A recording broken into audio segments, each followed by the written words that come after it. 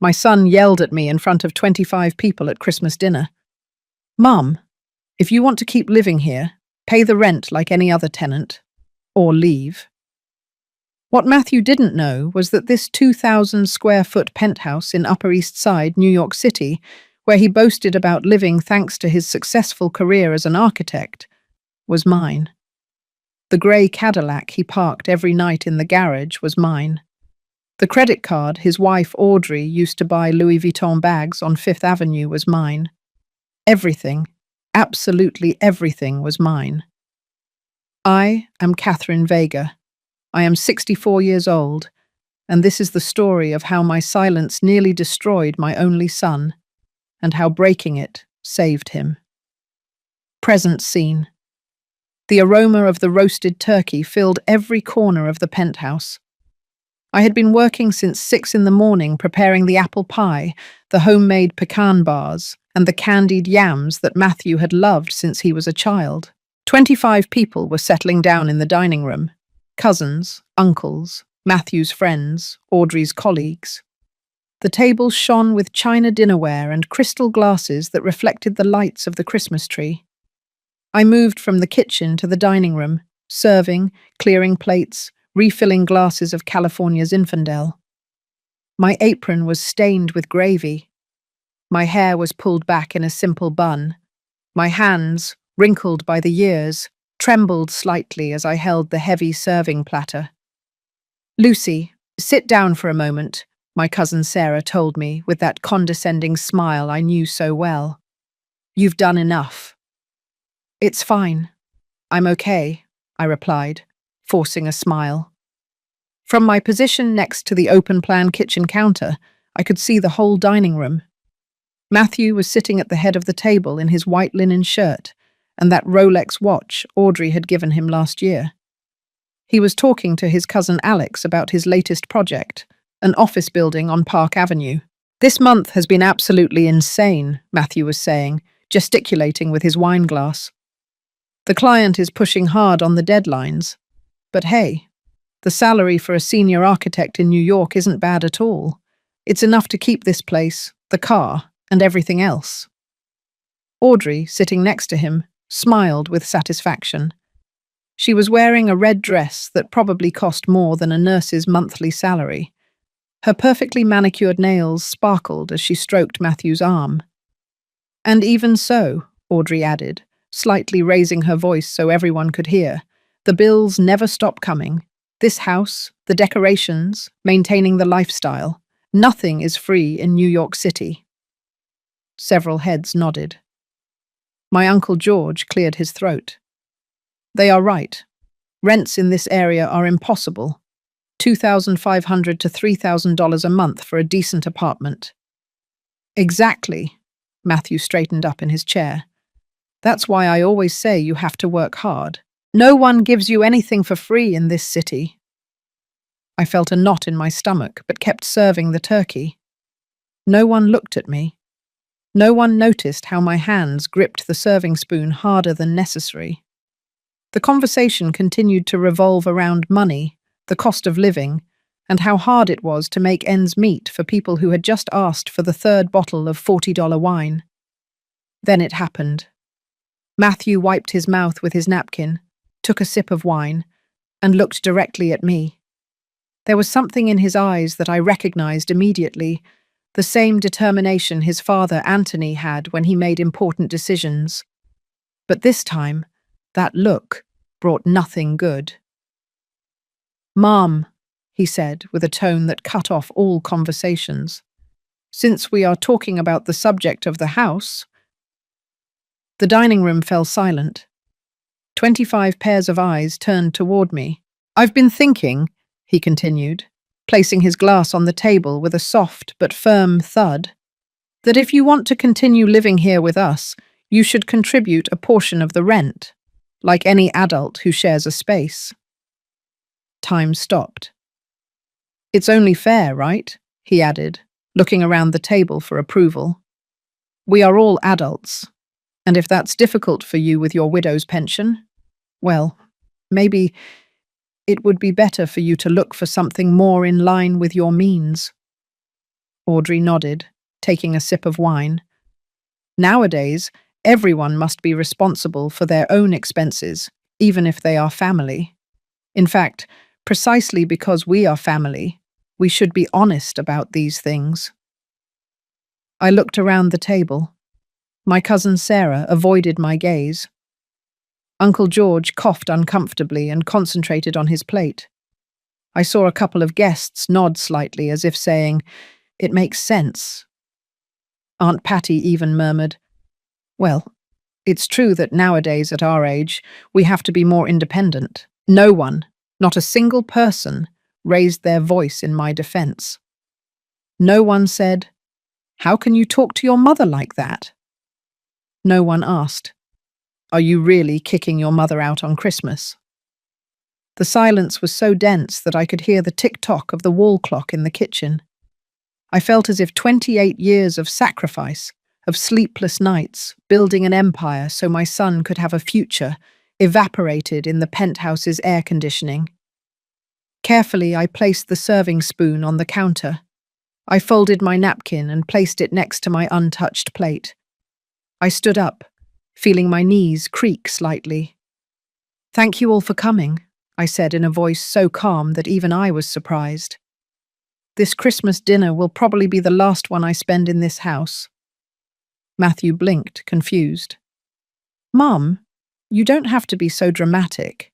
We are just talking about being realistic with—" "You're right, Matthew," I interrupted him, looking him directly in the eyes. "It's time to be realistic." I turned around and walked toward the hallway that led to my bedroom. Behind me, I heard uncomfortable murmurs, the scraping of chairs, someone trying to resume the conversation with a, "So who wants dessert?" I closed my bedroom door. The sound of the latch was soft, but in my head, it resonated like the closing of a complete chapter of my life. Flashback, 30 years ago. I sat on the edge of the bed and looked around the small room that had been my refuge for the past 3 years. A single bed, an antique wardrobe, 2 photo frames on the nightstand. I picked one of them up, Anthony and I, on the day we inaugurated our first building in the Chelsea neighborhood. I was 34. I wore a simple floral dress and my hair was pulled back. Anthony held the ceremonial scissors, ready to cut the ribbon. Behind us, a modest 4-story building. Our first dream come true. Reflective narration. How did I get here? How did I go from being a young mother with a dream to a widow supported by her son? Let me tell you the truth. The truth no one at that table knew. Flashback continues, 1989. Anthony and I met in rural Virginia. I was 19 years old. I worked cleaning houses. He was a construction worker. He was 22 and had the most hard-working hands I had ever seen in my life. We got married 6 months later in a simple ceremony at the town church. The honeymoon was a weekend in Myrtle Beach. When Matthew was born, we lived in a 300-square-foot studio in the Queens Borough. Anthony worked in construction 12 hours a day. I did bookkeeping for small businesses from home, with Matthew sleeping in a crib next to me. Every dollar we earned went into a metal box we hid under the bed. No splurges, no vacations, only work, saving, and one dream: to buy our own property. It took us 12 years of counting pennies, 12 years of turning down dinners with friends because we already ate, 12 years of second-hand clothes from the flea market, 12 years of watching Matthew grow up in that tiny studio, sharing our bed until he was 7 because there was no space for another. In 1995, we finally bought our first apartment, 450 square feet in Chelsea for $45,000. We renovated it ourselves. Anthony installed the plumbing. I painted the walls. Matthew, at 6 years old, handed us the tools. We rented it to a young couple for $400 a month. That money went into another box, and then to another apartment, and another. Anthony had a gift. He could see an abandoned building and visualize exactly how to turn it into something beautiful. I had another gift. I could make every dollar multiply in the ledgers. In 2003, we bought our fifth building. The lawyer suggested we create a company to handle everything legally. Anthony thought of the sparrows he always saw on the electrical wires in Chelsea, those small but tireless birds. Vega Properties, he said, like our last name but with wings. Together, we overcame the 2008 financial crisis. When others sold in panic, we bought with strategy. Buildings in Brooklyn, apartments in Soho, commercial spaces in the Upper East Side.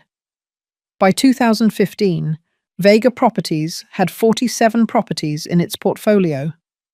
And then, one rainy Tuesday in November of 2017, Anthony put his hand to his chest while reviewing some blueprints in our office. "Kath," was the last thing he said before he fell. The hospital informed me it had been a massive heart attack. "He didn't suffer," were the doctor's words, as if they were a comfort. Return to present. I opened the nightstand drawer and took out a manila folder. Inside were documents that no one in this house knew existed. Articles of incorporation for Vega Properties, LLC. Stock shares. Catherine Vega, 85%.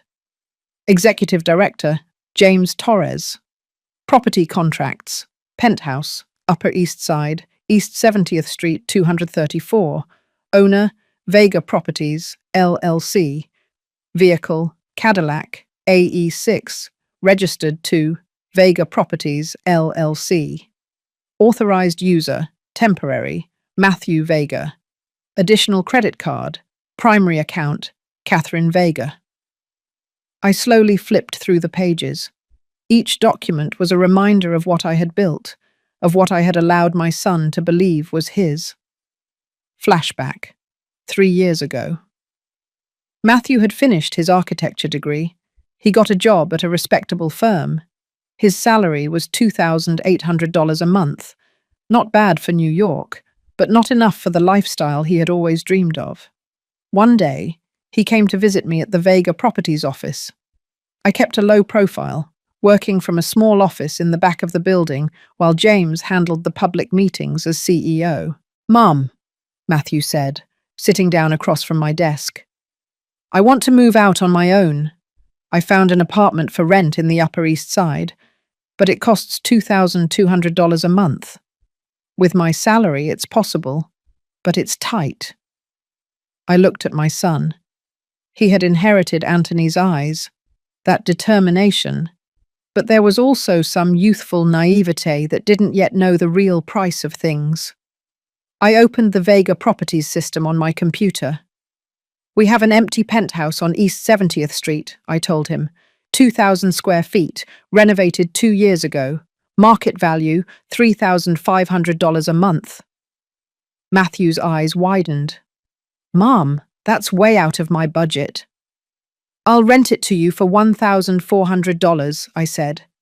"It's an internal discount, employee's son rate." "Seriously?" His face lit up. "But won't you need it?" "I'm fine in my apartment in Chelsea," I lied. In reality, that Chelsea apartment was also mine, but he didn't know it. Besides, I prefer to live simply. You're young, you deserve a nice place. He signed the contract that same week.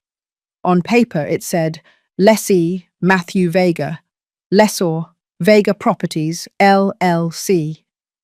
He never asked who was behind Vega Properties. 2 months later, Audrey appeared in his life, a fashion influencer with 50,000 followers on Instagram. I saw her posting photos of the penthouse. My architect boyfriend has impeccable taste for spaces. When they got married, I gave him something else, an additional credit card linked to my account. "Just for emergencies," I told him, "in case you ever need something important." Something important became dinners at Michelin restaurants. Emergencies were $2,000 handbags.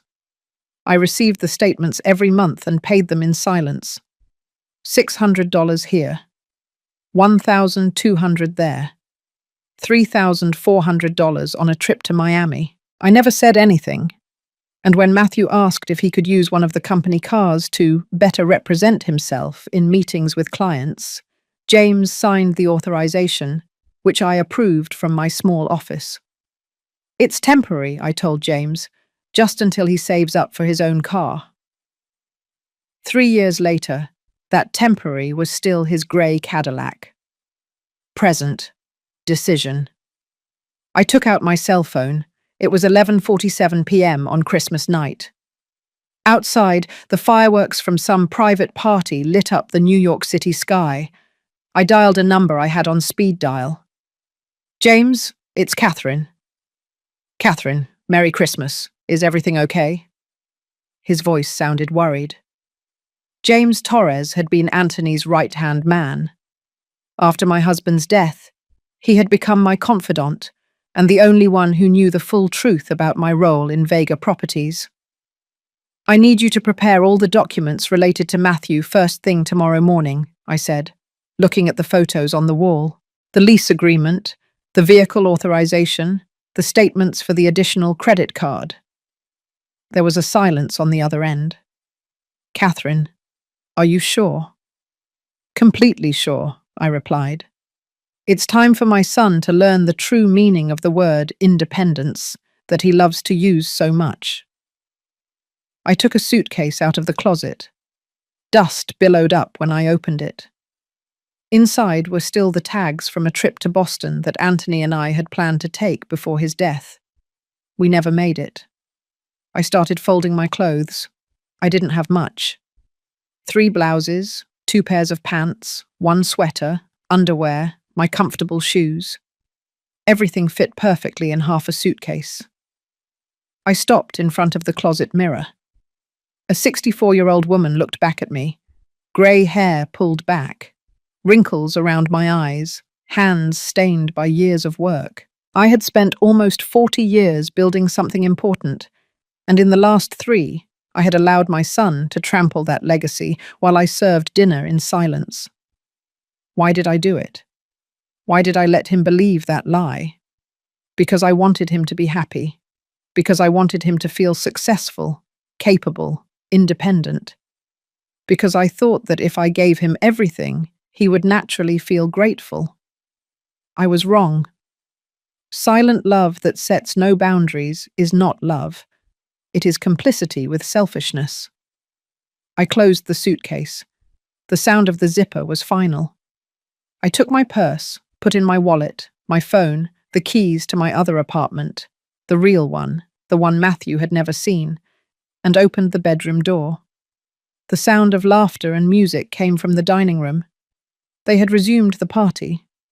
They probably thought I was crying in my room, that tomorrow I would come out remorseful, begging forgiveness for ruining their Christmas. I dragged the suitcase down the hall. The wheels on the hardwood floor made a screeching sound that cut the music like a knife. Conversations ceased. 25 heads turned.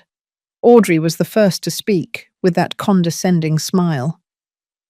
Catherine, don't be dramatic. No one is kicking you out. We are just having an adult conversation about responsibilities, I interrupted her. You're right, Audrey. It's time for all of us to be responsible adults. Matthew got up from the table, his cheeks slightly red from the wine.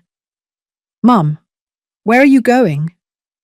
I didn't mean it about you leaving tonight. I just wanted you to understand that. I understood perfectly, I said, standing firm by the door.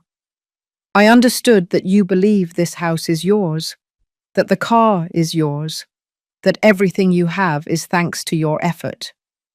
Because it is, Audrey stood up too. Matthew works hard. He gets up early, works late. No one gave him anything for free. I looked her directly in the eyes. There was so much I could have said at that moment. I could have revealed everything right there. I could have pulled out the property documents and thrown them in their faces. But I didn't. Because the best lesson doesn't come from words. It comes from consequences. You're right, I said simply. No one gives anything for free. See you soon. I opened the penthouse door. Matthew took a step toward me. Mum, at least tell me where you're going. Let me call you a cab. No need, I replied. I already ordered a car. But at least send me a text when you get to wherever you're going, just to let me know you're okay. I looked him in the eyes. My son, the boy I had held in my arms, the young man I had seen graduate, the man who had just chosen pride over love. When I deem it necessary to communicate, I will, I said softly. Merry Christmas, Matthew. I closed the door behind me. The building hallway was silent, illuminated by cold LED lights. I dragged my suitcase toward the elevator. I didn't look back. I didn't cry. I just breathed. For the first time in 3 years, I breathed without the weight of a lie crushing my chest. The elevator descended the 7 floors in silence. When the doors opened on the ground floor, the night doorman looked up, surprised. Ms. Vega, are you leaving? So late. Robert, I said, remembering his name, even though he probably thought I was just Matthew's mother. Could you do me a favor? Of course. When they come to pick up the grey Cadillac in the next few days, the one in parking space number 7, allow them access. They have authorization from the company. Robert blinked, confused, but nodded. As you say, ma'am. Outside, a black Lincoln waited for me. It wasn't a cab. It was a Vega Properties car driven by Mike, one of our trusted employees. Good evening, Ms. Vega, he said, taking my suitcase. To the Upper West Side apartment, please. I settled into the back seat. Nighttime New York passed by the window. The illuminated streets, tourists walking even on Christmas, closed stores with bright window displays. This city, my city, I had conquered it dollar by dollar, brick by brick, contract by contract. And somewhere along the way, I had become invisible in my own story. The car turned onto Broadway. Upper West Side was a quiet residential neighborhood, very different from the bustling Upper East Side. This was where I really lived. An 850-square-foot apartment in a 4-story building, no doormen, no luxuries. Mike stopped the car in front of number 23. Do you need help with the suitcase? No, thank you. I can manage. I climbed the stairs, there was no elevator, to the 2nd floor. I opened the door with my key. The apartment smelled unused, like a place that was often closed up. It was my secret refuge, the place I came to when I needed to think, work without interruptions, or simply be Catherine Vega, businesswoman, instead of Catherine, the single mother living off her son's charity. I left the suitcase by the door and sat on the couch. The silence was absolute. No music, no laughter, no son telling me to pay or leave. Just me and the decisions I would have to make at dawn. I took out my phone. I had 3 missed calls from Matthew. 1 text message. Mom, please tell me you're okay. I didn't want you to leave like that. It was just a conversation. Call me. I didn't respond. Instead, I opened my laptop and logged into the Vega Properties system. I clicked on the folder. Matthew Vega, assigned assets. A list appeared. Lease agreement, East 70th Street, 234, expires January 31, 2024. Assigned vehicle, Cadillac AE6, temporary authorization. Additional credit card, limit $5,000, linked to primary account, 3 clicks. That was all I needed to change my son's life. Was I being cruel? Vengeful? No. I was being a mother who finally understood that the greatest act of love is not giving everything, but teaching the value of every single thing. I closed the laptop. Tomorrow I would talk to James. Tomorrow the process would begin. That night, I slept better than I had in 3 years. The Vega Properties office occupied the third floor of a modernist building on Park Avenue, right between two luxury stores. I arrived at 8:30 a.m. on December 27th. The receptionist, a young woman named Sophia, almost spilled her coffee when she saw me. "Miss Vega, we weren't expecting... good morning." "Good morning, Sophia. Is James here?" "Yes. He arrived half an hour ago. He's in his office." I walked down the hall. The walls were decorated with photographs of our most emblematic buildings. In one of them, taken 5 years ago at the inauguration of a residential complex in Brooklyn, Anthony appeared with his construction helmet, smiling at the camera. Next to him, blurred in the background, was me. No one knew who that woman was, just another employee. I knocked on James's door. "Come in." James Torres was 45 years old, with greying hair at the temples, always impeccably dressed. When he saw me, he immediately stood up. "Catherine, please sit down." I didn't sit down right away. I went to the window. From here you could see the entire avenue, the morning traffic, tourists with their maps, New Yorkers rushing to the subway. "Did you bring the documents?" I asked. James opened a manila folder on his desk. "Everything is here. But before we continue, I need to ask you, are you absolutely sure? Once we start this..." "James," I turned to him. "Anthony and I built this in silence, with humility. We never wanted to be the rich family that shows off. But at some point, my silence stopped being humility and became a lie. A lie that allowed my son to talk to me as if I were a burden." "I know," he said softly. "I disagreed with keeping him in the dark from the beginning, but I respected your decision." "It was my mistake," I admitted, "and it is my responsibility to correct it." I finally sat down. James slid the folder toward me. I opened it. The first document was the penthouse lease agreement. It had been signed 3 years ago, automatically renewed every year. Clause 2, EP3. The lessor may terminate the contract with 30 days prior notice if they do not wish to renew. The second document was the vehicle authorization. Simple, direct. Vega Properties, LLC, authorizes the temporary use of the Cadillac AE6 vehicle, license plate 482 KLM, to Matthew Vega for the purpose of company representation. This authorization may be revoked at any time. The third was the credit card report for the last 6 months. My hands trembled, seeing the numbers. 11 Madison Park, 2-star Michelin restaurant, $847. Louis Vuitton 5th Avenue, $3,400. Four Seasons Hotel New York Executive Suite, $2,200. Trip to Las Vegas, $3,200. Ethan Allen Designer Furniture, $1,900. The list went on.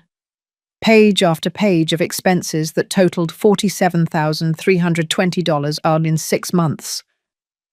Meanwhile, I was still wearing the same old navy coat from 5 years ago. "Did you also bring Rachel?" I asked, referring to our lawyer. "She's waiting in the conference room."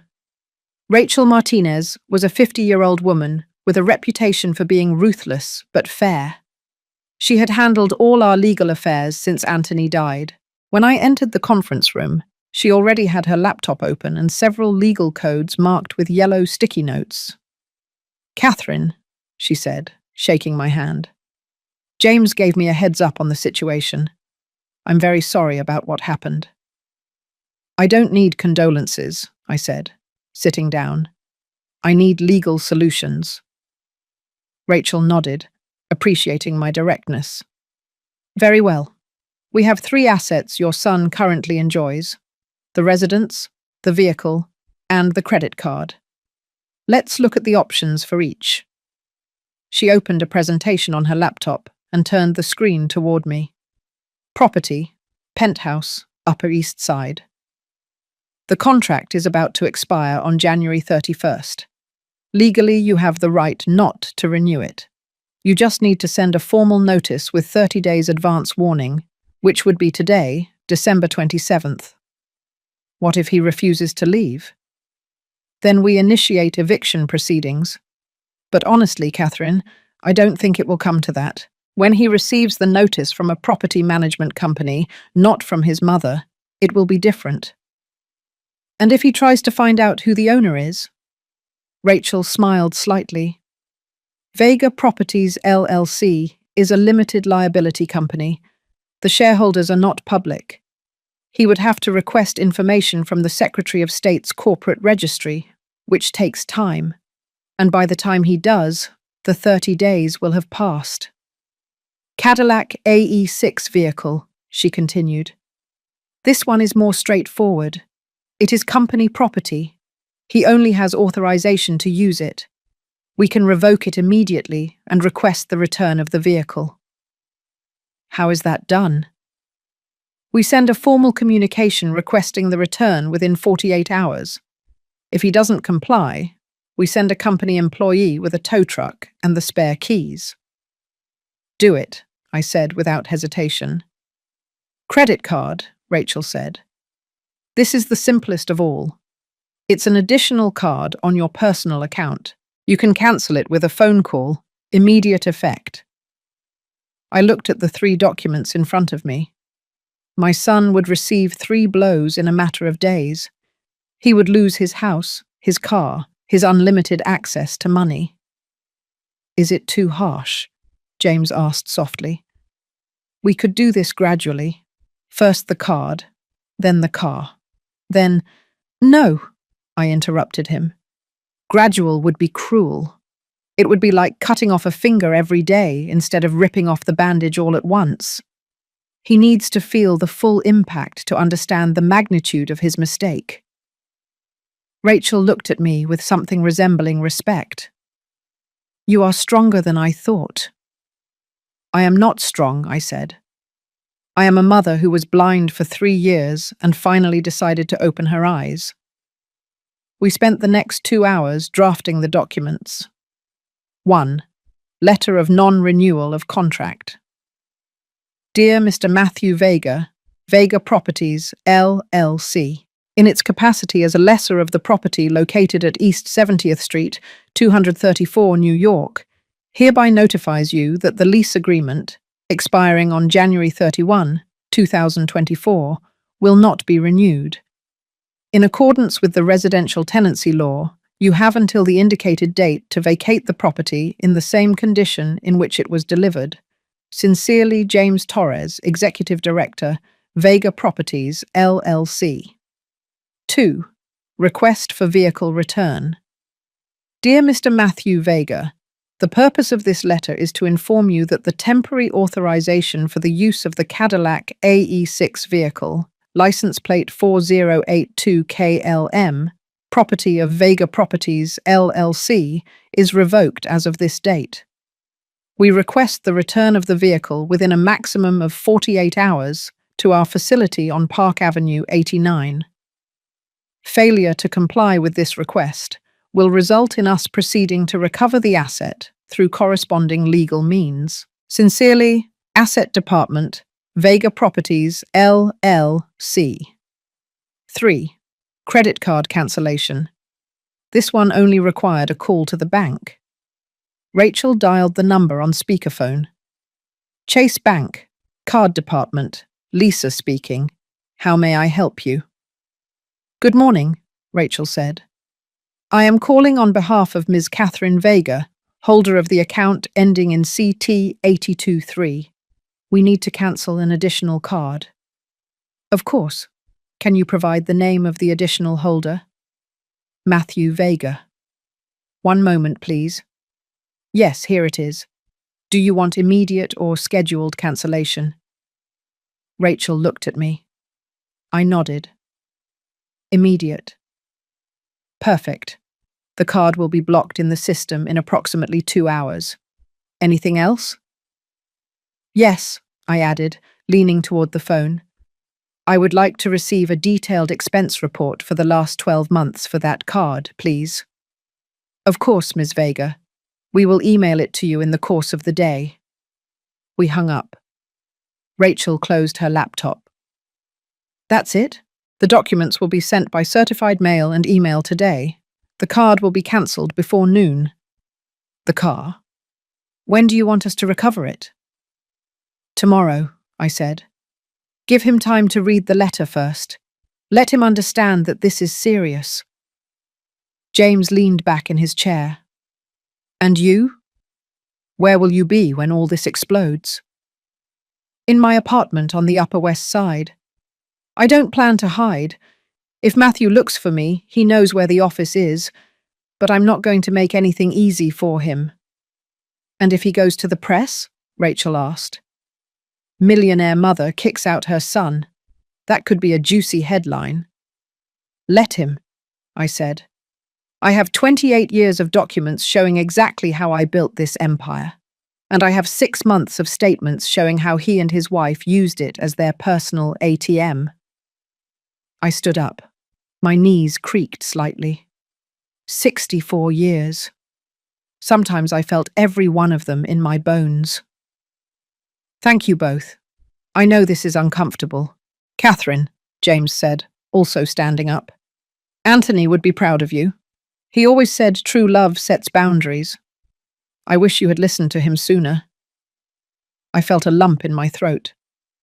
Anthony, how much I missed him in moments like this. I wish I had too, I whispered. I left the office at 11:30 a.m. The winter sun shone on Park Avenue. Tourists were taking photos of the St. Patrick's Cathedral. A young couple was arguing about which restaurant to choose for lunch. Normal life continued. I stopped in front of the Louis Vuitton window. There, on the center mannequin, was a bag I recognized from the statements, $2,634. Audrey had bought it in October and flaunted it on her Instagram with the caption, "When your husband spoils you." At that moment, my phone vibrated. A message from Matthew. Mum, good morning. Where are you? I stopped by the Chelsea apartment I thought was yours, but the doorman says a young couple lives there. Can you call me? I'm worried. I put the phone away without responding. I walked to a small coffee shop in Soho, one of those that don't have Instagram, just good coffee and honest sandwiches. I ordered a cortado and a croissant. The total, $3.50. Audrey probably spent that on a single fingernail at the manicurist. My phone rang. It was James.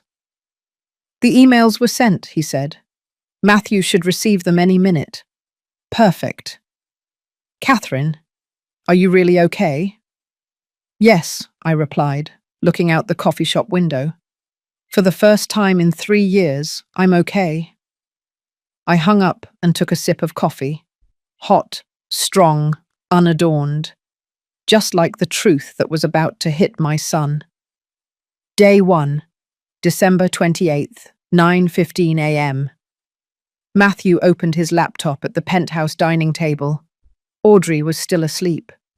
The night before, they had been up until 3 in the morning arguing about the Catherine drama. Exaggerated, Audrey had said. Your mother has always been dramatic. She'll be back tomorrow, begging for forgiveness. But that morning, there were no messages from his mother, no calls, just a strange silence that gave him a knot in his stomach. He clicked on his inbox. Among the corporate Christmas emails and newsletters he never read, he saw a subject line that chilled his blood. Formal notification, lease agreement termination.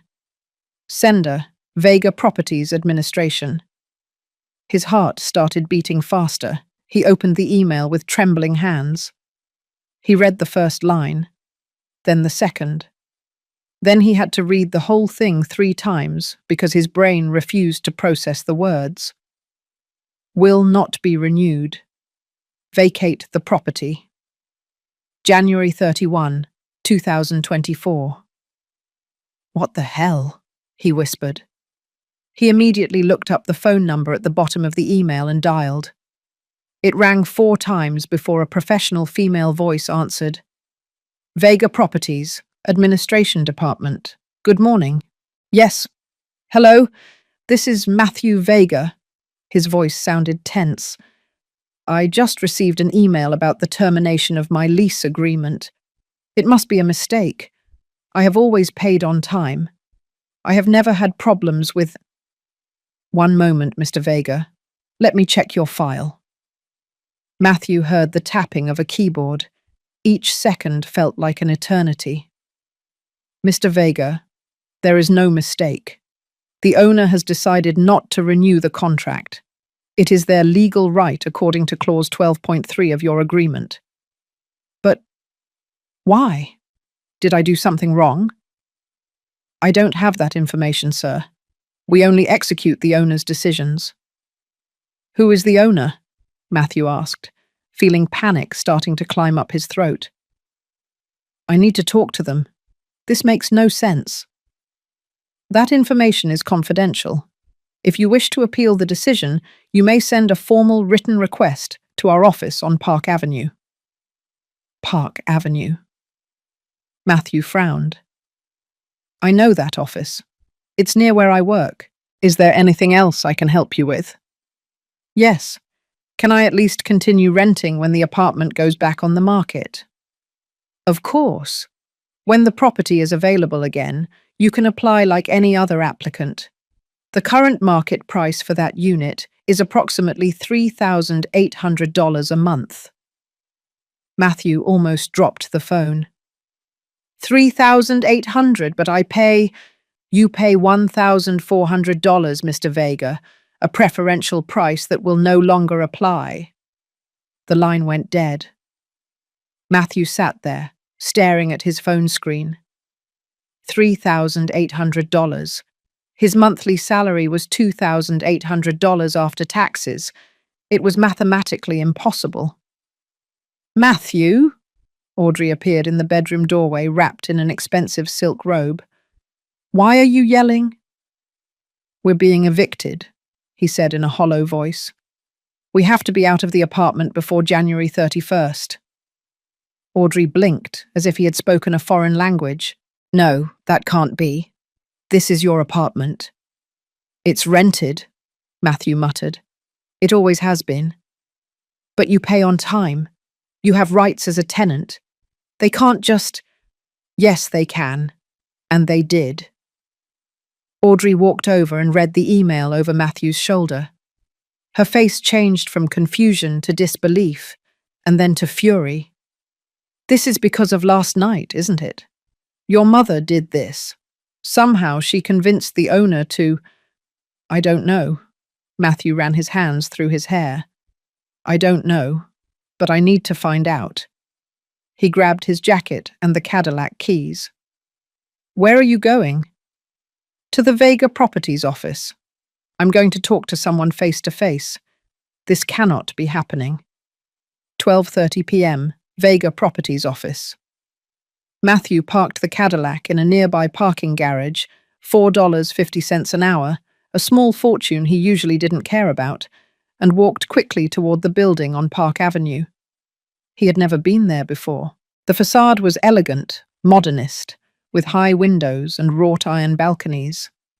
A discreet plaque next to the entrance read, Vega Properties, LLC, 3rd floor. He climbed the stairs 2 at a time. When he reached the reception desk, a young woman greeted him with a professional smile. Good morning. How may I help you? I need to speak with the director, the manager, whoever makes the decisions here, Matthew said, trying to remain calm. I'm a tenant, and I just received an eviction notice that makes no sense. My name is Matthew Vega. The receptionist checked something on her computer, and her expression changed slightly, almost imperceptibly, but Matthew noticed it. One moment, please. She stood up and disappeared down a hallway. Matthew took the opportunity to look around.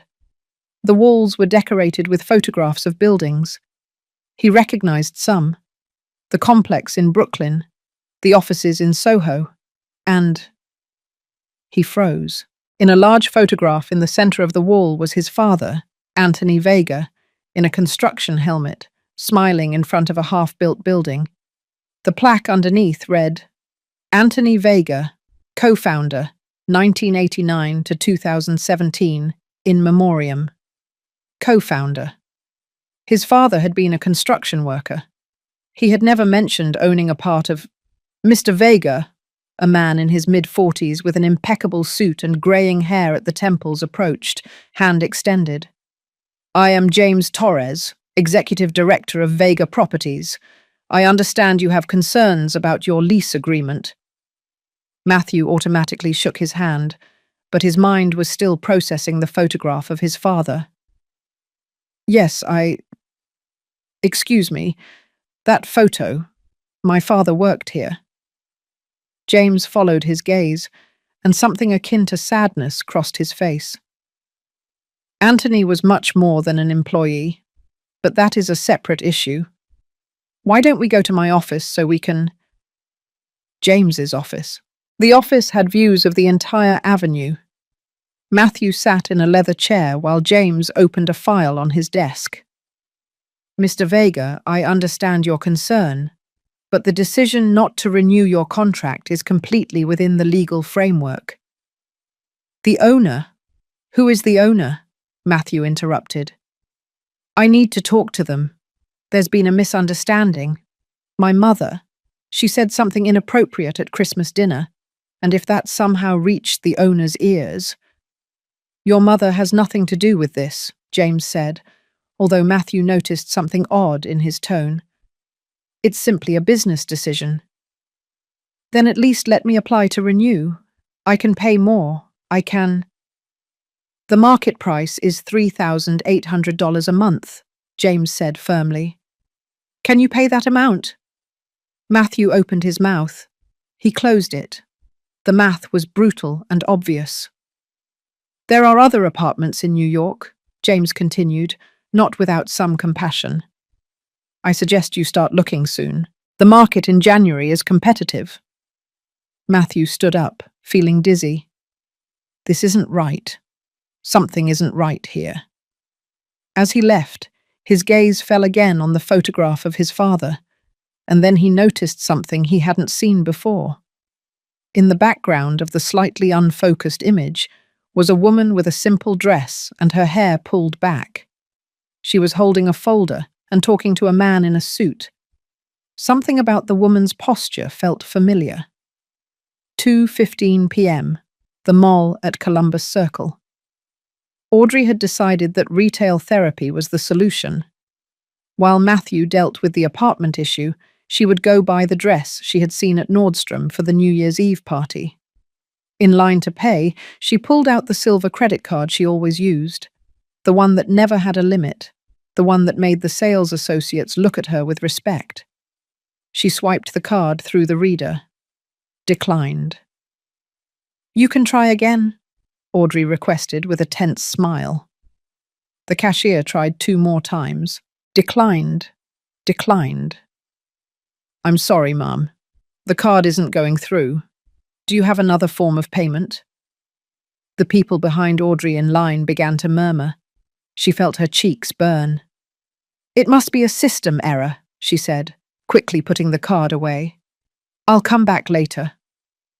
She left the store, her heart pounding. She immediately called the bank from her cell phone. Chase Bank, Maria speaking. How may I help you?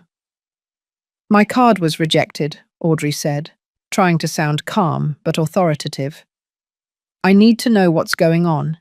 It's the card ending in 4829. One moment. Can you give me the name of the holder? Audrey Ruiz Vega.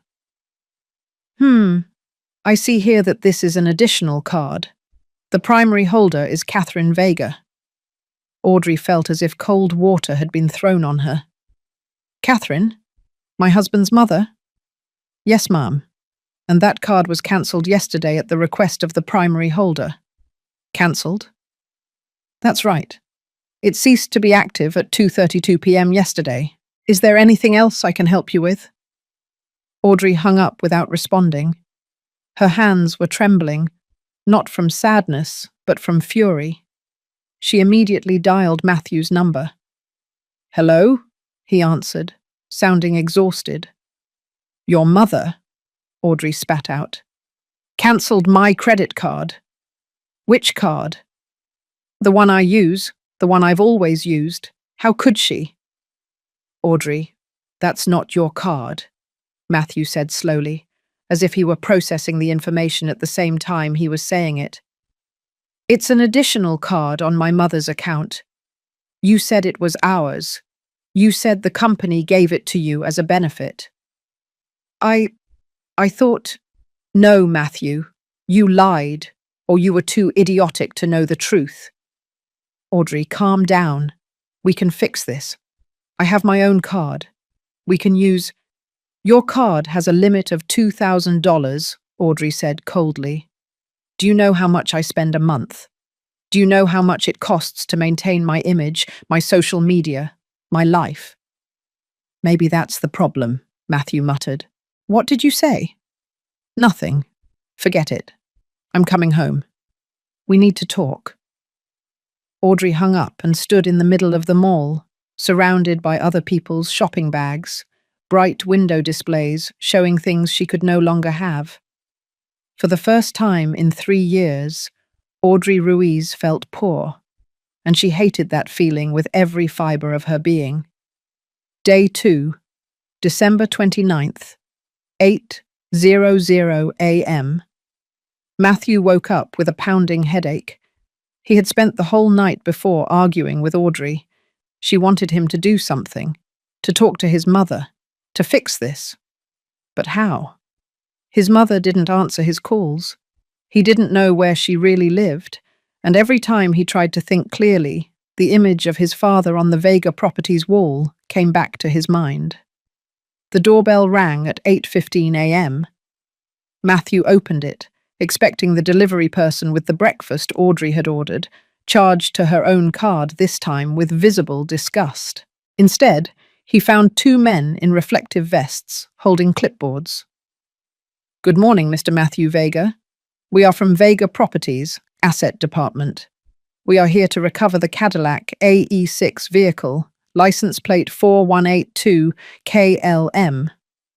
Matthew blinked, confused. "Recover? That's my car." The older man opened his clipboard and showed him a document. "According to our records, the vehicle is the property of Vega Properties, LLC. You had temporary authorization for use, which has been revoked. We need you to hand over the keys and sign this return receipt." "This is ridiculous." Matthew felt the blood rush to his face. "That car was given to me 2 years ago. I use it for work. You can't just come and take it." "Mr. Vega," the man said with professional patience, "you have the document here. The vehicle was never transferred to your name. It was always company property. Here is your signature authorizing the temporary use for business representation purposes." He showed him a page. And there it was, Matthew's signature from 2 years ago on a document that clearly said, "Temporary authorization." How had he not read it carefully? "What if I refuse?" "Then we will proceed to recover it with a tow truck and the backup keys we have in our possession. Mr. Vega, this can be easy or difficult. You decide." Audrey appeared behind Matthew, still in her pajamas. "What is going on?" "They're taking the car," Matthew said in a defeated voice. "What?" Audrey pushed Matthew aside. "That car is ours. You can't just—" "Mum, please," the man maintained his professional tone. "We are only employees following orders. If you have any complaints, you can go to our offices." Matthew turned around, went into the apartment, and returned with the Cadillac keys. He dropped them into the man's hand without a word. "Thank you for your cooperation. Sign here, please." Matthew signed the return receipt. The men inspected the car, took photographs, and 10 minutes later, The grey Cadillac was disappearing down the street. Matthew and Audrey stood in the building entrance, staring at the empty space in the parking lot.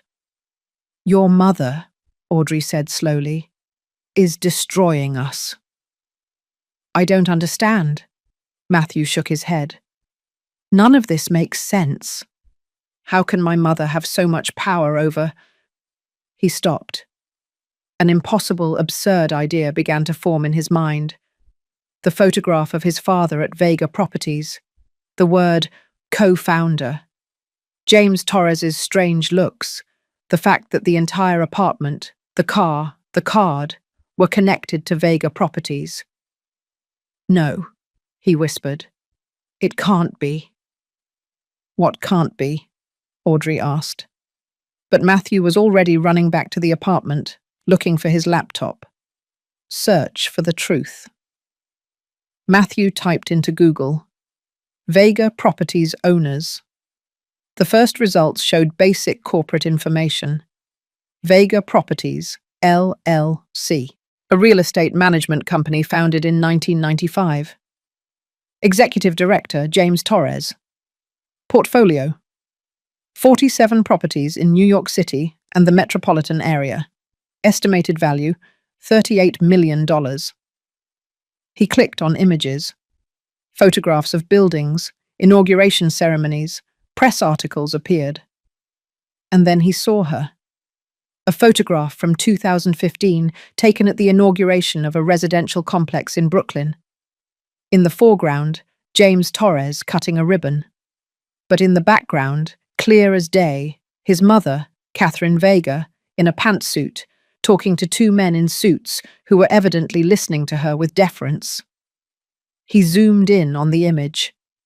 The caption read, "James Torres, Executive Director of Vega Properties, at the inauguration of the Sea Towers complex, project developed by the Vega family." The Vega family. With trembling hands, Matthew searched on LinkedIn. Catherine Vega, New York. There was no public profile, but when he searched for Vega Properties employees, a list appeared. And there, without a photo or description, appeared a name. Catherine Vega, principal shareholder. No, no, no, no. Matthew ran his hands through his hair. Audrey walked over and read over his shoulder. "Your mother owns Vega Properties." "I don't know. Maybe. Oh my God, Audrey, I think she does." "Then that apartment? It's hers. And the car? Hers. And the card? Hers. Everything is hers." Audrey collapsed onto the couch, her face pale. "We've been living in her house, spending her money, while you," she turned to him with furious eyes, "while you boasted to everyone that you had made it on your own. Oh my God, Matthew, you told her to pay rent in her own house." Matthew felt nauseous. "I didn't know. I swear to God, I didn't know." "How could you not know? Didn't you ever ask? Did it never seem strange to you that an apartment in the Upper East Side cost $1,400? I thought it was an employee price or something. She always lived so modestly. With her old clothes, her small apartment." "What small apartment?" Audrey laughed humorlessly. "Matthew, I'll bet anything that small apartment was also a sham. She probably has a mansion somewhere she never showed us." Matthew stood up abruptly and grabbed the house keys. "Where are you going?" Audrey asked. "To find someone who will tell me the truth." 2:20 a.m. St. Luke's Hospital. His grandmother, Carol, was in room 304, recovering from pneumonia. Matthew hadn't visited her since she was admitted a week ago. He had been too busy with work and Christmas parties. When he entered the room, his grandmother was awake, reading a magazine. She looked up, and a shadow of disappointment crossed her face before she could hide it. "Matthew, what a surprise." "Grandma." Matthew walked over and kissed her wrinkled cheek. She looked fragile, small beneath the hospital sheets. "How are you feeling?"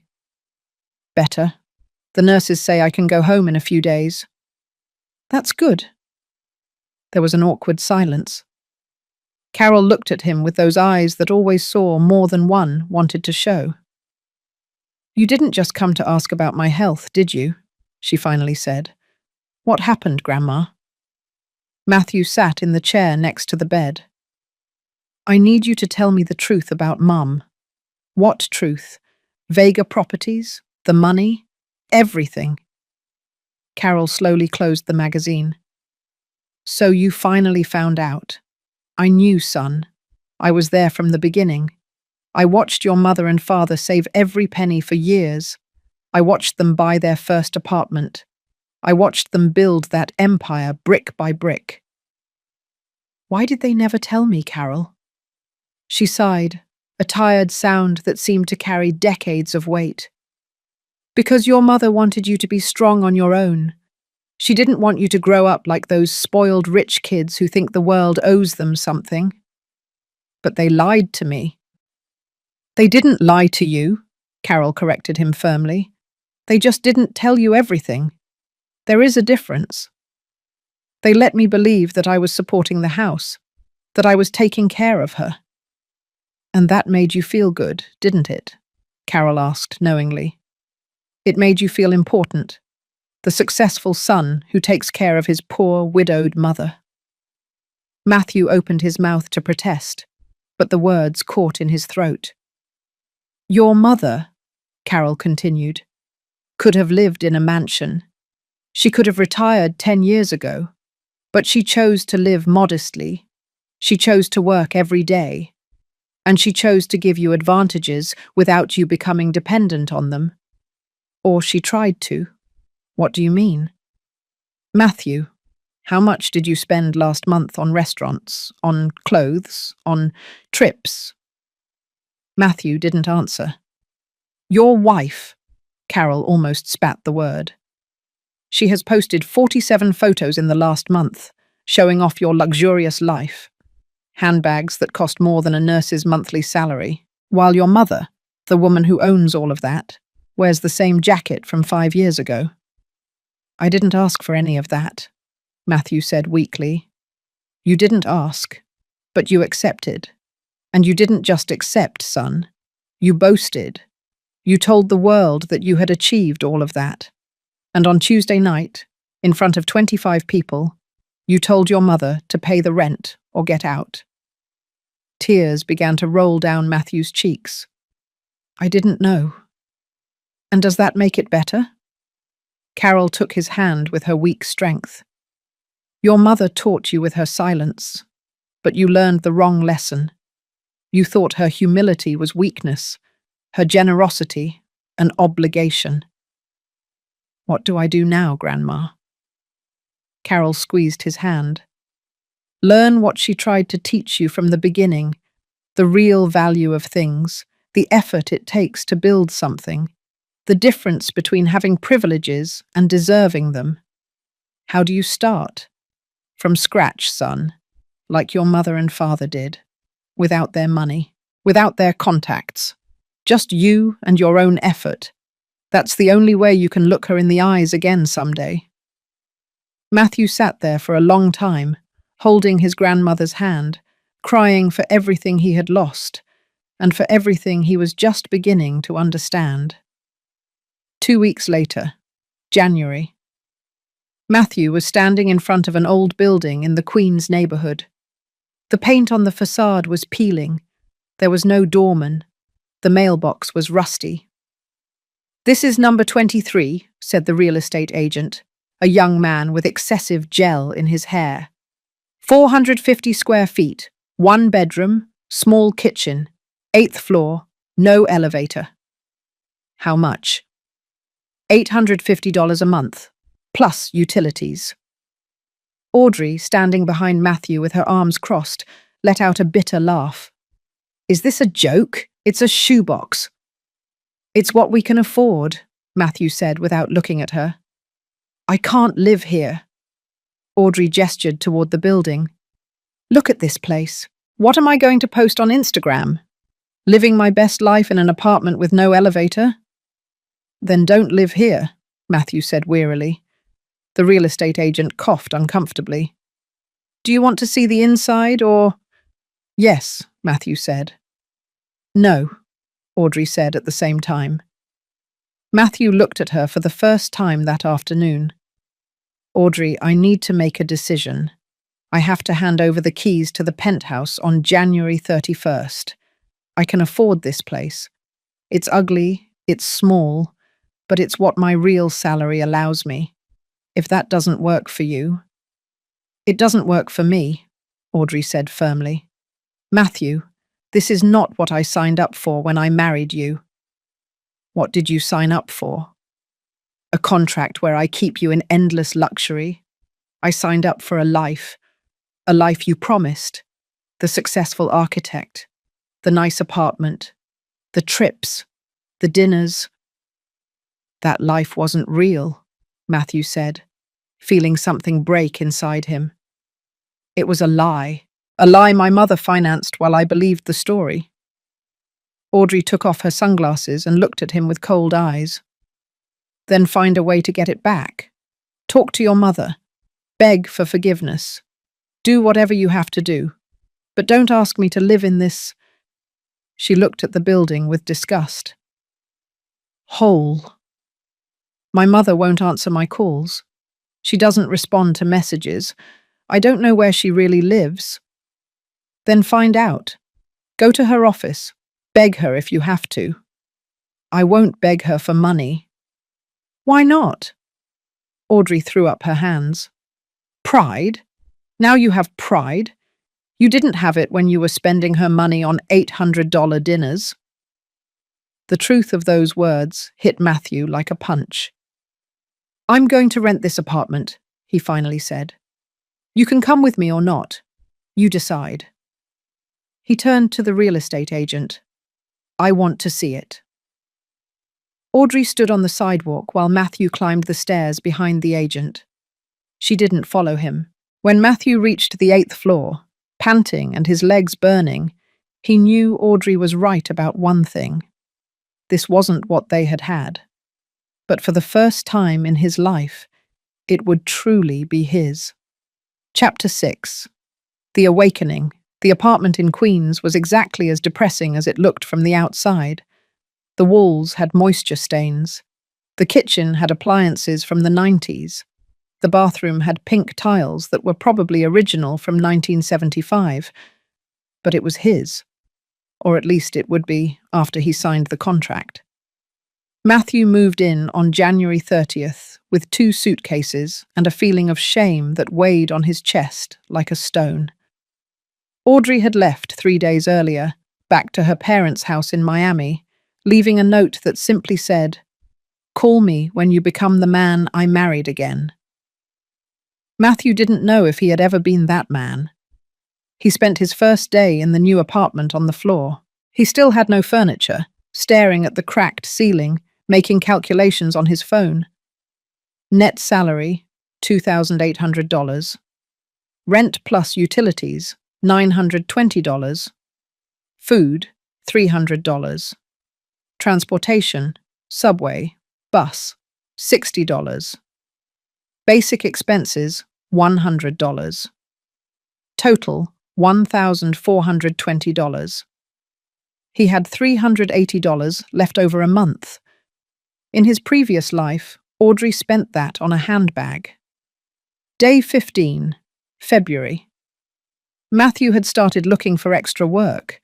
His current position at the architecture firm paid well, but not enough to climb out of the emotional and financial hole he was in. One night, while eating instant noodles on the floor of his empty apartment, the table wouldn't arrive until the following week, he received a message from an unknown number. Hello, Matthew. I'm Andrew Villanueva. I run a small firm in Brooklyn. I work on social housing projects. Your father worked on some of our first buildings. I've seen your portfolio. Would you be interested in talking? Matthew replied immediately. Yes. When? Day 20. Meeting with Andrew. Andrew Villanueva's office was in a converted industrial space in Brooklyn. The walls were exposed brick. The desks were repurposed work tables. There were 5 young employees working on MacBooks, surrounded by models and blueprints. Andrew was about 50 years old, with disheveled hair and the energy of someone who still loved his job after decades of doing it. "Your father," he said, pointing to a photograph on the wall. "He was one of the best construction workers I ever worked with. He understood the structure of a building like no one else. Not just the construction, but the soul of a space." Matthew looked at the photograph. His father, 20 years younger, smiling next to a group of workers. "I didn't know you worked together, for years, before he and your mother founded Vega Properties." Andrew looked at him directly. "Do you know what your father told me once? Andrew, buildings aren't for showing off. They are for people to live in with dignity." Matthew felt a knot in his throat. "I have a project," Andrew continued. "Renovation of housing in Staten Island. Old buildings that need to be converted into affordable apartments. The budget is tight. The salary isn't impressive, but the work matters." "How much?" $2,200 a month. For 6 months. If it works out, maybe more. It was less than he earned now, but Matthew nodded. "When do I start, Andrew?" Andrew smiled. "Monday. Bring sturdy boots. You'll be on the construction site, not just in the office." Day 45. March. Matthew was waking up at 6 a.m. He took the subway to Staten Island. He worked on dusty construction sites until 6 p.m. He came home exhausted, ate something simple. He had learned to cook pasta, omelets, and basic salads, and spent his nights drawing designs on his old laptop. One Saturday, his next-door neighbor, an older woman named Rose, knocked on his door. "Excuse me, young man, do you have any sugar? I ran out." Matthew gave her a package. Rose looked over his shoulder at the almost empty apartment. "Did you just move in?" "A month ago. And your wife?" "I don't have a wife. I'm in transition." Rose nodded wisely. "Life puts you where you need to be, not where you want to be. Come for dinner tomorrow if you like. I'm making spaghetti." Matthew went. Rose's spaghetti reminded him of his mother's, and for the first time since Christmas, he felt something akin to the warmth of home. Day 60, April. Audrey sent him divorce papers. Matthew signed them without a fight. Part of him felt relieved. She deserved someone who could give her the life she wanted, and he needed to discover who he was without the weight of all those expectations. Day 90, May. The project in Staten Island was taking shape. Matthew had designed a modular system that allowed old industrial buildings to be converted into 500-square-foot homes with natural light and open spaces. The cost per unit, $75,000. Andrew was impressed. "This could work on a larger scale. Have you thought about presenting it to investors?" "I don't have contacts," Matthew admitted. "Well, I do. Let me make some calls." That night, Matthew sat in his small apartment. He now had a table, a mattress, and 3 chairs bought from IKEA, and thought about his mother. Over the past 3 months, he had tried to call her 47 times. All messages remained unanswered. He wrote one more.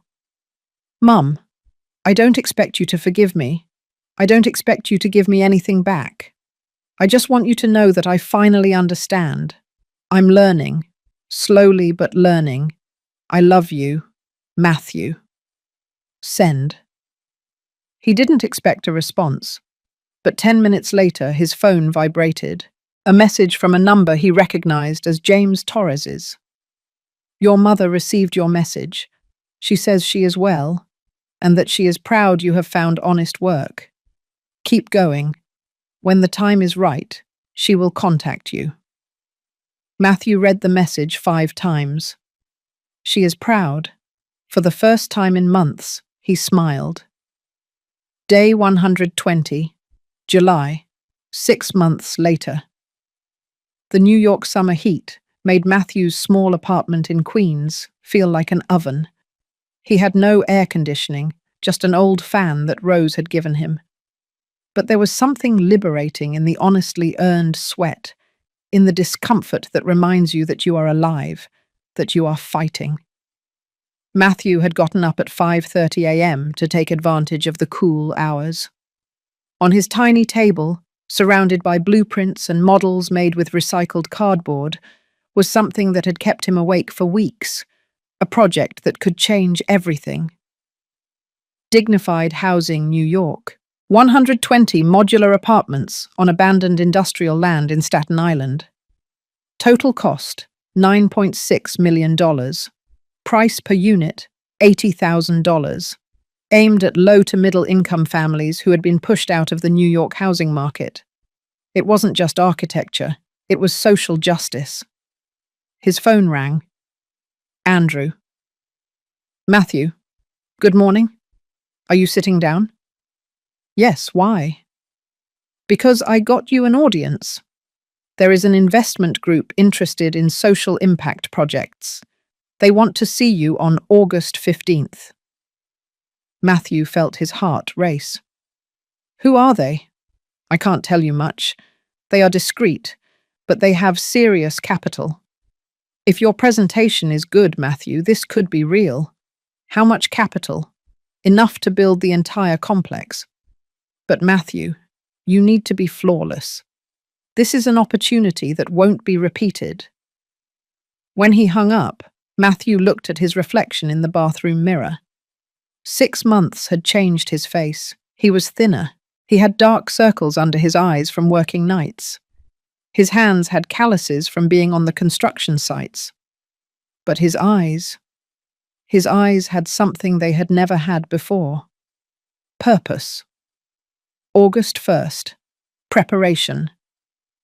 Matthew spent the next 2 weeks preparing the presentation of his life.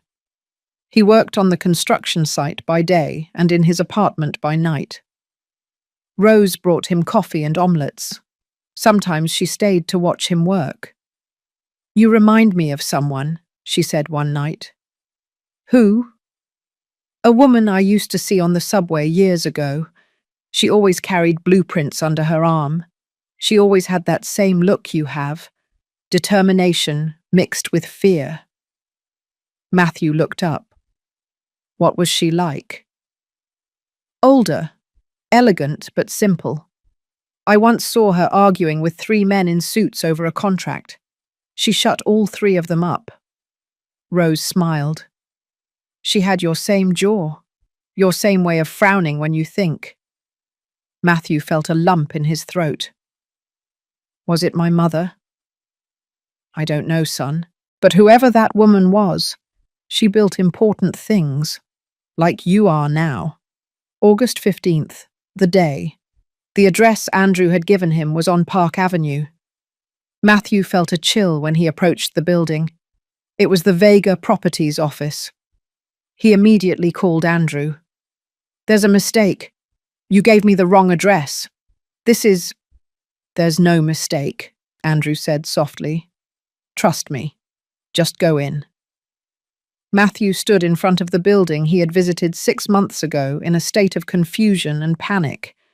Now he returned with a worn briefcase, a suit he had bought at a second-hand store for $45, his first expensive purchase in months, and 50 pages of dreams printed on paper. The receptionist recognized him.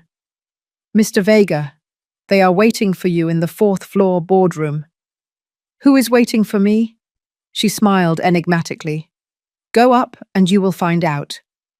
The executive boardroom. Matthew went up in the elevator, his heart pounding so hard he thought everyone in the building could hear it. The doors opened on the 4th floor, a level he hadn't visited before, a hallway with glass walls. Through them, he could see New York City stretching out to the sea, and at the end of the hall, a wooden door with a plaque. Boardroom, President's office. He knocked. Come in. He opened the door. and he froze. Sitting at the head of a long oak table, dressed in a grey pantsuit, her hair perfectly styled, her hands clasped in front of her, was his mother, Catherine Vega. To her right, James Torres. To her left, a woman he recognized as Rachel Martinez, the lawyer. And in the back chairs, 3 more people he didn't know, but who, by their folders and laptops, were clearly part of the executive team. "Matthew," Catherine said in a calm, professional voice. "Please sit down." Matthew couldn't move. He couldn't breathe. "Mom, I am President Vega here," she said, without cruelty but with firmness. "And you are the architect, Matthew Vega, who will present a social housing project to us. Correct?" Matthew swallowed hard. "Correct." "Then sit down and begin your presentation. We have 1 hour." With trembling legs, Matthew walked toward the projector. He connected his old laptop. The screen had a crack in the corner that he had tried to fix with tape. While waiting for the system to load, he looked at his mother. She was looking at him with a neutral, businesslike expression, as if she were evaluating a complete stranger. And in a way, she was. The Matthew she had kicked out of her house 6 months ago no longer existed. "Good morning," he began, his voice barely shaking. "My name is Matthew Vega. I am an architect specializing in social housing, and I am here to present a project that can change the lives of 120 families in New York." The first slide appeared, a photograph of the abandoned land in Staten Island, ugly, full of trash, forgotten. "This is a space our city has abandoned," he said. "But I see potential. I see homes. I see dignity." For the next 45 minutes, Matthew presented every detail of his project. Modular design, optimized 500-square-foot apartments, sustainable and recycled materials, natural light in every unit, common spaces for community, realistic budget, construction cost per unit, $75,000, final sale price, $80,000. Margin, 6.7%, enough for sustainability, not for excessive profit. Social impact, 120 families with dignified housing. Creation of 40 jobs during construction. Revitalization of the Staten Island neighborhood. Replicable model in other cities. As he spoke, he noticed his mother taking notes. James nodded occasionally. Rachel verified numbers on her calculator. When he finished, there was silence. Then James spoke. "The budget is tight. How do you guarantee there won't be cost overruns?" "Because I have worked on construction sites personally for 6 months," Matthew responded. "I know every supplier, every cost, every risk, and I have built an 8% cushion for contingencies." Rachel asked, "And what if the city council doesn't approve the permits?" "I have already had preliminary conversations with the Department of Urban Planning. The project aligns with their social housing goals. I am 85% confident in the approval." One of the executives he didn't know raised her hand. "Why should we invest $9.6 million in a project with barely a 6.7% margin? There are residential developments with a 25% return." Matthew looked at her directly. "Because this isn't just about money. It's about doing the right thing. New York has a housing crisis. Thousands of families are being pushed out of the city where they were born because the prices are inhumane. This project won't make us rich, but it will let us sleep well at night." The woman wrote something down without expression. Finally, Catherine spoke. It was the first time in 45 minutes. "Matthew, a personal question." Everyone in the room tensed up. "Why this project? Why now?" Matthew looked at her. 6 months of pain, learning, and growth passed between their gazes. because 6 months ago I lost everything: my house, my car, my marriage, my pride. And in that process, I discovered something. Living in an $850 apartment in Queens, climbing 8 flights of stairs without an elevator every day, cooking instant noodles because that's what I can afford. That taught me more about architecture than 5 years of college. How? Catherine asked. Because I understood that buildings aren't for impressing, they are for living, and that the people who need dignified housing the most are precisely the ones with the least access to it. This project exists because I lived what they live, and because my father, his voice cracked slightly, taught me that the hands that build matter more than the papers that sign. Catherine closed her notebook. Thank you, Matthew. We will make a decision and inform you within 48 hours. That is all. That is all. You may leave. Matthew gathered his laptop, his papers, his worn briefcase. He walked toward the door. With his hand on the doorknob, he paused. President Vega. Yes. Regardless of the decision you make, thank you for everything, for every lesson, even the ones that hurt. He left without waiting for a response. Deliberation. When Matthew left, Catherine remained seated in silence. The executives waited for her word. Opinions, she finally said. James was the first. The project is solid, the numbers are realistic, and he has done his homework, but the margin is thin. One mistake and we lose money. Rachel nodded. Legally, everything is in order. Permits are feasible, contracts are clear. But I agree, the financial risk is high. The executive who had questioned the margin spoke. As a pure investment, there are better options. But, she hesitated, as a statement of values, as a legacy, this is powerful. Catherine looked out the window. She could see the Empire State Building in the distance, that monument to sustained effort, to construction that takes generations. Anthony, she murmured, what would you do? She knew the answer. Anthony would have signed immediately. He had always said, buildings aren't for accumulating wealth.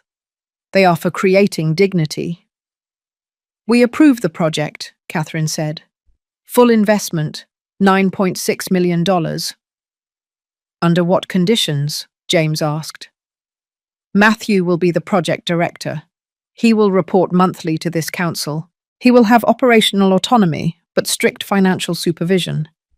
And, she paused, if he succeeds, we will offer him a permanent position at Vega Properties, not as my son, as an architect who proved his worth. August 17th, 11:00 p.m. Matthew was in his apartment, unable to sleep, when his phone rang.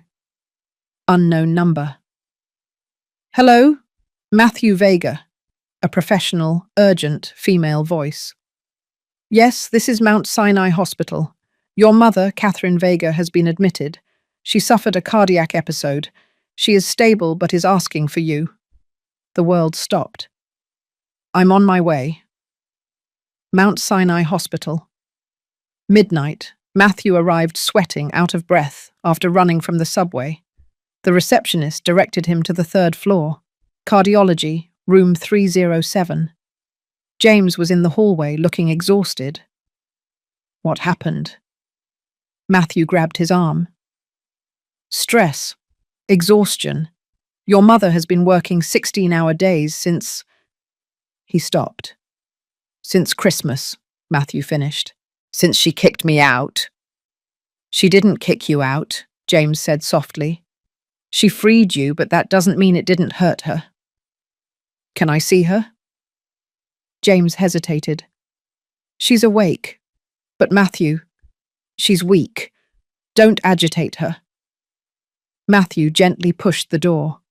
The room was dimly lit. In the bed, connected to monitors that emitted regular beeps, was his mother. She looked small, fragile. For the first time in her life, Catherine Vega looked like what she was, a 64-year-old woman who had carried too much weight for too long. "Mum," he whispered. She opened her eyes. A weak smile crossed her face. "Hello, son." Matthew walked closer, took her hand. It was cold. "What did you do? Why are you doing this to yourself?" "Because I had to be sure," she said in a tired voice. "Sure of what?" "That you had learned. That when I gave you this opportunity, you would seize it for the right reasons." She squeezed his hand weakly. "Your presentation today." Anthony would have cried with pride. Matthew felt tears rolling down his cheeks. "Forgive me. For everything. For every cruel word. For every moment of ingratitude. For—" Catherine raised her free hand and touched his cheek. "You are already forgiven. I forgave you the night you left. What took time was waiting for you to forgive yourself. I don't deserve this project. I don't deserve your trust." "It's not about deserving," she said. "It's about learning. And you learned, Matthew. I see in your eyes today that you understand. You understand the value of effort, the weight of responsibility, the difference between privilege and entitlement." A doctor entered. "Ms. Vega needs rest. And you," he looked at Matthew, "you can stay, but keep the conversation brief." When the doctor left, Catherine closed her eyes. "The project is approved," she murmured. "You start Monday. James will give you the details. You're going to be okay." "I'm going to be perfect. But you have to promise me something." "Anything. Don't work like I worked. Don't carry everything alone. Ask for help when you need it. Trust your team. And Matthew, yes, live. Don't just build buildings. Build a life, one that is worthwhile. Do you promise me?" "I promise you, Mum." She smiled, already half asleep from the medication. "Good. Because I didn't do all this for you to repeat my mistakes. I did it so you could build something better." 6 months later, February of the following year. The land in Staten Island had been transformed. Where there was once garbage and abandonment, there were now solid foundations, steel structures rising toward the sky, and the constant sound of the future being forged in construction. Matthew was on the site at 7 a.m. every morning with his helmet, boots, and blueprints under his arm. His team was small but dedicated. 2 young architects, 1 engineer, 3 construction foremen who had worked with his father years ago. "Matthew," one of the workers called him, "we have a problem with Unit 23. The measurements don't match." Matthew climbed the scaffolding. He had lost his fear of heights weeks ago, and personally checked. The error was minimal, but it could cause structural problems. "We'll dismantle this section," he decided. "Better to lose 2 days than compromise safety." It wasn't the first difficult decision, nor would it be the last. Monthly reports. Every first Friday of the month, Matthew presented progress to the Vega Properties Council. Catherine, fully recovered from her cardiac episode, presided over these meetings with a critical eye. "Unit 45 is a week behind schedule," she pointed out at the March meeting. "Problem with the window supplier," Matthew explained. "It's already resolved. We'll be back on schedule next week." "And the budget?" "We are 3% under projection. I negotiated better prices with 3 suppliers." James smiled from his seat. Catherine simply nodded and continued with the next page of the report. But after the meeting, when everyone had left, she stopped him. "Good work, Matthew." 3 words, but coming from her, they were worth more than any paycheck. Crisis. May, one rainy Tuesday in May, part of a wall collapsed. No one was hurt, thank goodness, but 3 workers had been in that area minutes earlier. The investigation revealed that a subcontractor had used cheaper materials than specified to increase their margins. Matthew was devastated. I should have supervised more closely, he told Andrew that night, sitting on the construction site in the rain. You can't be everywhere, Andrew replied, but you can learn from this. The next day, Matthew fired the subcontractor, implemented daily material inspections, and added 2 quality supervisors to the team. It cost him $35,000 extra from the contingency budget. When he presented the incident to the council, he expected reproaches. Instead, Catherine said, "Mistakes happen. What matters is how we respond. You did the right thing." First family, August. The first completed unit was delivered in August. The Smith family, father, mother, 2 children, and a grandmother, had been living in a shared 300-square-foot apartment in Lower East Side, paying $700 a month. When Matthew handed them the keys to their new 500-square-foot home, Ms. Smith cried. "It's beautiful," she kept saying, walking through the empty but light-filled apartment. "I never thought we could have something like this." Her youngest son, Luke, a 10-year-old, ran up to Matthew. "You designed this?" "Yes." "I want to be an architect when I grow up too, to build nice houses for people like us." Matthew knelt down. "You know what? You are exactly the kind of architect the world needs." He gave the boy his business card. "When you're ready to study, call me. I'll help you." That night, Matthew sent a photo to his mother. Luke, standing at the entrance of his new house, smiling with a gap between his front teeth. Catherine replied, "This is what building a legacy means. Well done, son." December 24th, 1 year later. Catherine was in the kitchen of her real apartment in the Upper West Side. Not the penthouse, not a mansion, just a comfortable, light-filled home with photographs of Anthony on the walls and the aroma of roasted turkey filling every corner. Matthew arrived at 5 p.m. with 2 bags of groceries. "I came to help with dinner," he said. "You know how to cook now?" Catherine raised an eyebrow. "Rose taught me the basics. Don't put me in charge of anything complicated, but I can peel potatoes without cutting myself." They worked together in the kitchen, Matthew peeling vegetables, Catherine preparing the gravy. The radio played Christmas carols. "How many are coming?" Matthew asked. 12. James and his family, Rachel, Andrew, Rose, your grandmother, Carol, some company employees, and Luke Smith and his family. I invited them. Matthew felt a knot in his throat. "Mum, it's a family dinner," she said simply. "And family isn't always blood.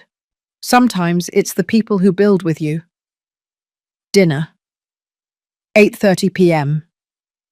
The table was smaller than the year before. There was no expensive china or crystal glasses, just mismatched plates, regular glasses, and food made with love. But the conversation was real. The laughter was genuine. And when Luke showed Matthew a drawing he had made, a tall building with the word Hope written above it, everyone applauded. At 10 p.m., Matthew stood up. His heart was pounding. "I want to say something." The table fell silent. "Exactly 1 year ago, at a Christmas dinner, I said the cruelest words I have ever said to someone I love. I told my mother to pay the rent in her own house. I humiliated her. I treated her like a burden." He looked at Catherine, who was listening with bright eyes. "And she," he continued, "did what only a truly wise mother would do. She didn't yell at me. She didn't explain. She simply let me fall. She let me lose everything. And in that fall, She taught me to fly. He turned fully toward her.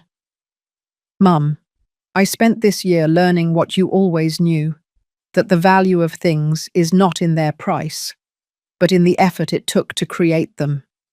That wealth without character is poverty disguised, and that true love sometimes has to be hard to be real. He pulled an envelope from his pocket. This is for you. Catherine opened it. Inside was a check for $16,800. It's every dollar I spent with your credit card during those 3 years, Matthew explained. It took me 12 months to save it. But it's yours. With interest. Catherine looked at the check. Then she tore it into pieces. I don't want your money, she said softly. I want your character. And that, my son, is priceless. She stood up and hugged him. For the first time in a year, mother and son embraced, an embrace that healed all wounds. The table erupted in applause. Grandma Carol was crying. Rose shouted, "Bravo!" James raised his glass. Luke whispered to his mother, "When I grow up, I want to be like Matthew." Miss Satan smiled. Then learn not only from his work, son, learn from his heart. After dinner, midnight. When everyone had left, Matthew helped his mother clean up. They washed dishes side by side in comfortable silence. The project is inaugurating in March, Matthew said. All 120 units completed, 100% occupancy. I know. James keeps me informed. And after that, Andrew offered me a partnership in his firm, but I also have other options. Catherine stopped washing and looked at him. What do you want, Matthew? Not what I want, not what others expect. What does your heart want? Matthew thought carefully. I want to continue doing this. Social housing. Projects that matter. But also, he hesitated. Also, I want to be close to you. I lost many years without truly knowing who you are, without appreciating everything you built. I want to make up for that time. Catherine smiled. Then I have a proposal. Vega Properties is expanding its social impact division.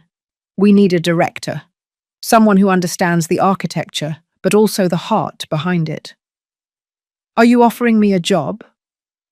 I am offering you a purpose, with a fair salary, no special privileges, but with the opportunity to change hundreds of lives. Are you interested, Matthew? He looked her in the eyes. Yes, but with one condition. Which one? That we meet for dinner at least once a week. No talking about work. Just mother and son, making up for lost time. Catherine extended her hand. Deal. They shook hands formally. Then they laughed and hugged. 2029, inauguration of the Anthony Vega complex. Matthew was 40 years old. His hair was beginning to show the first grey streaks. But his eyes shone with the satisfaction of someone who had found his place in the world. He was standing in front of a complex of 15 buildings on the outskirts of New York. Anthony Vega Residential Complex. 450 social impact homes. Beside him was Catherine, now 69 years old, officially retired, but never truly absent. Your father would be screaming with excitement, she said. I know. Sometimes I feel like he's here watching. He always has been. In the audience were families who had received housing. Luke Smith, now 15, and with a full scholarship to an architecture school. Rose, sitting in the front row with a handkerchief for her tears. James, Rachel, Andrew, the entire team that had made this possible. And a new woman next to Matthew, Anne, a school teacher who worked in marginalized neighborhoods. They had been together for 2 years. She understood his passion. She shared his purpose. When Matthew took the microphone, He thought about his prepared speech. Then he ignored it and spoke from the heart. This project is named after my father, Anthony Vega, a man who believed that buildings aren't for accumulating wealth, but for creating dignity. But it is also the legacy of my mother, Catherine Vega, who taught me the most important lesson of my life, that true love sometimes has to let you fall so you can learn to fly. He looked at his mother. 5 years ago, I was an arrogant man who believed he deserved everything without having earned it. Today, I am just a man who tries every day to be worthy of the last name he carries. These 450 homes are not my achievement. They are our achievement. Of every family that trusted the project. Of every worker who put their sweat into every brick. Of every person who believed that New York can be a city where everyone has a dignified home. And it is a promise. As long as I live, I will continue building, not for my wallet, but for our collective future.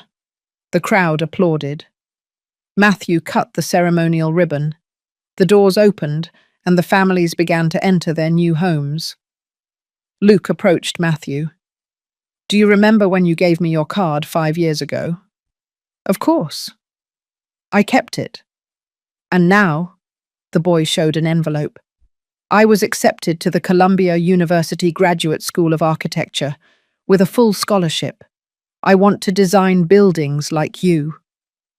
Not like me, Matthew said, putting a hand on his shoulder.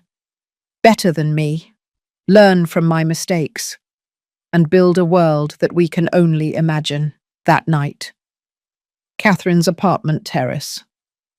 Catherine and Matthew were sitting on the terrace, looking at the lights of New York City stretching out to the sea.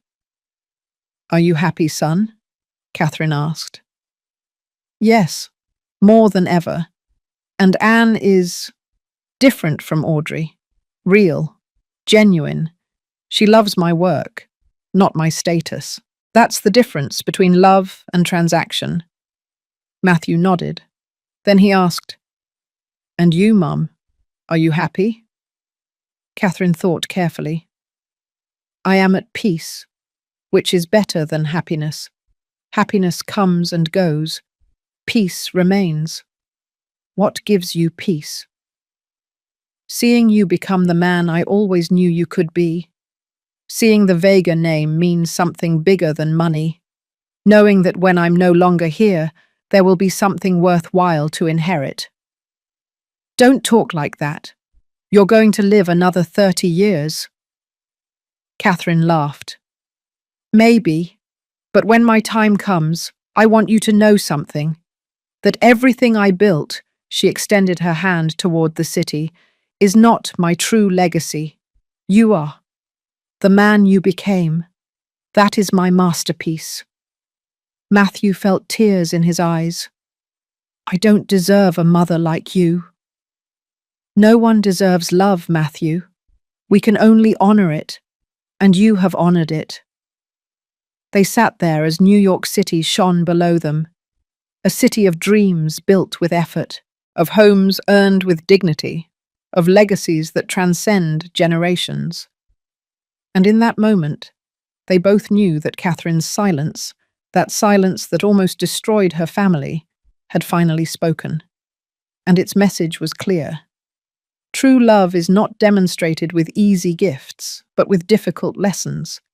It is not measured in dollars spent, but in character forged. Catherine Vega had built a real estate empire, but her true inheritance was a son who finally understood that the value of a man is not measured by what he owns, but by what he builds with his own hands.